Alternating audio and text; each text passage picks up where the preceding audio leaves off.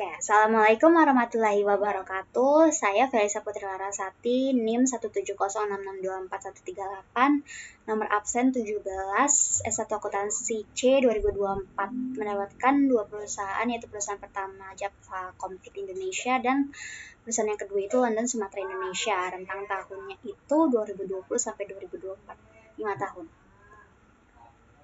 Di video ini saya akan menjelaskan analisis statistik deskriptif untuk variabel 2 sampai 5, yaitu variabel 2 yang pertama dulu. Ini ada audit report lag dalam satuan hari. Untuk kelasnya itu ada 4, kelas distribusi frekuensinya. Dan frekuensi tertingginya itu ada di kelas 4, yaitu sampai 5 frekuensi, dan yang terendah itu ada di kelas 1. Hal ini tuh menunjukkan bahwa kalau sebagian besar perusahaan itu tuh menyelesaikan laporan audit dalam rentang waktu 58 sampai 60 hari. Ini untuk grafik histogram dan poligonnya. Yang paling tinggi itu ada di rentang mendekati 60 hari. Sama seperti frekuensi di interval kelasnya. Untuk nilai minimumnya itu ada di angka 52. Ini untuk nilai minimum sampai Q1, Q3 di kuartilnya itu dihitung menggunakan rumus Excel. Nilai maksimumnya di angka 60, rata-ratanya 57, modusnya 60 karena dia disebutkan sampai 3 kali, dan mediannya itu 58,5. Untuk deviasi standar itu angkanya kecil, 2,72, dan variansinya itu 7,38. Ini tuh nunjukin kalau penyebaran datanya itu relatif kecil, jadi datanya itu cukup homogen. Q1-nya itu 55,75 dan Q2-nya 58,5. Dan Q3 di 75% itu ada 59,75. Selanjutnya itu ada variabel 3, total aset. Untuk tabel distribusi frekuensinya itu dia paling banyak frekuensinya di kelas 1, dan yang tidak ada sama sekali frekuensinya itu di kelas 2. Nah, ini tuh nunjukin kalau misalkan penyebaran datanya itu tuh nggak rata dan cukup nyebar. Ini untuk tabel histogram dan poligon frekuensi total asetnya. Grafik poligonnya itu paling tinggi di kelas 1. Itu di rentang kelas 10,5 triliun sampai 16,6 triliun. Ini untuk nilai minimumnya di 10,9, nilai maksimumnya 3,46. Rata-ratanya itu dia lebih besar daripada mediannya 21,75, sedangkan mediannya cuma 19,89. Nah, ini tuh juga nunjukin kalau misalkan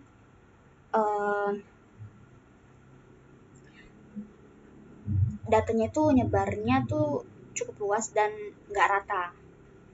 Kemudian itu modusnya tuh nggak ada karena data yang ada disebutkan di atas itu tidak ada yang disebutkan secara 1, 2, sampai 3 kali dan seterusnya.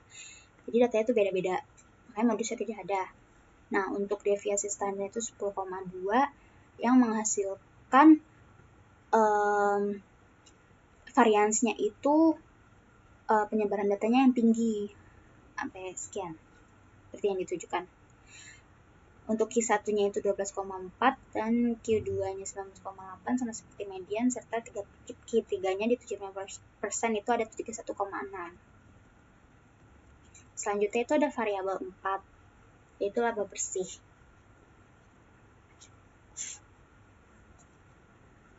Ini masih sama. Di tabel distribusi frekuensinya itu frekuensi paling banyak itu di kelas 1, yaitu di rentang 650 miliar sampai 1,3 triliun. Dan yang terendah itu ada di kelas 3 dan 4. Ini untuk grafik histogram dan poligon frekuensi laba bersih. Nah, untuk nilai minimumnya itu dia di angka 695 miliar. Nilai maksimumnya itu 3,22 dan rata-ratanya itu 1,3. Modusnya sama tidak ada dan mediannya itu juga lebih kecil daripada rata-ratanya. Jadi itu ini nunjukin kalau kalau nilai asetnya itu tuh sangat tinggi yang mempengaruhi rata-rata. Karena rata-ratanya itu lebih besar daripada nilai mediannya. Terus deviasi standarnya di 774 miliar. Terus menunjukkan penyebaran datanya itu tinggi. Sehingga variasi total asetnya itu cukup besar. Nah, terus nilai kuartil satunya itu 25% itu ada di 957 miliar, Q2-nya 1,018 dan Q3-nya 1,487. Oke, selanjutnya itu ada di variabel 5, total utang. Ini tabel distribusi frekuensinya, dia sama kayak total aset.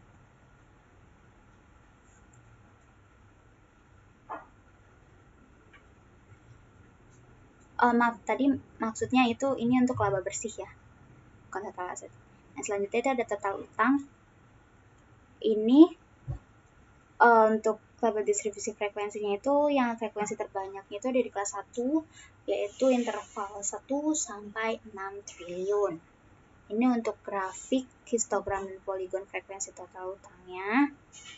Ini dia bentuknya tuh sama kayak variabel total aset. Ya, dimana dia kelas 2-nya 0 dan paling tinggi itu ada di kelas 1. Nilai juga sama-sama 5 frekuensi. Untuk nilai minimumnya itu 1,1 dan nilai maksimumnya itu 19,9. Rata-ratanya itu masih sama, dia lebih besar daripada mediannya. Jadi itu maksudnya kalau total utangnya dia tuh lebih banyak, lebih tinggi daripada median. Jadi perusahaan itu dengan tingkat utang yang sangat besar itu mempengaruhi rata-rata keseluruhan. Kemudian deviasi standarnya itu sebesar 8,5 dan variansi juga masih banyak, masih tinggi, dan menunjukkan variasi datanya tuh tinggi. Terus untuk kuartil satunya itu 1,5 dan Q2 atau mediannya itu 8,1 dan Q3-nya itu di 70% itu ada 17,4.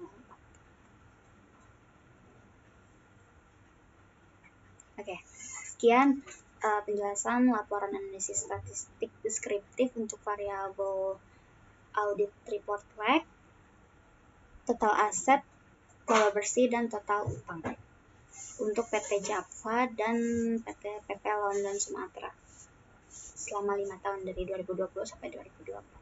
Terima kasih. Sekian dari saya. Wassalamualaikum warahmatullahi wabarakatuh.